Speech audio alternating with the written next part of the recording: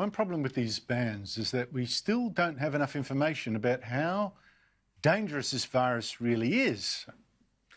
How much should we panic as we lift these bans? The World Health Organization claimed this virus killed 3.4% of people infected, which is very high, but it's false.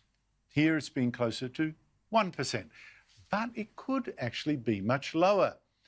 In Germany and the United States, there have been tests of people who've had the virus and recovered and developed antibodies. Now, these are people who often didn't even know they'd been sick. And these tests for antibodies turned up surprising results. They found that many more people had had the virus than first thought. In one part of New York, 21% of people had had the virus. In one part of California, nearly 5%.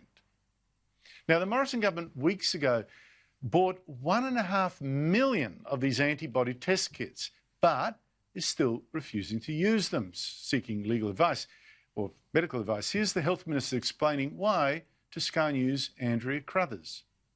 Some countries were provided tests and equipment in the early days, which may not have been fully accurate, and so we've made sure that it is our health authorities following the highest procurement standards that have made the procurement, but then we have to make sure that there is full and safe and accurate testing, validation and affirmation from our scientific and medical authorities to ensure that anything we do is safe.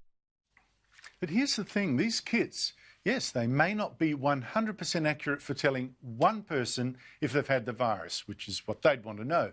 But over a population, you can adjust for that failure rate and get a very accurate picture of how far this virus has spread. And that is important. Because as you heard on this show earlier this week, Professor Jay Bhattacharya did these tests in California, and he reckons the real death rate from this virus is as low as the death rate from the flu. I don't know if that's true, but shouldn't we check that here?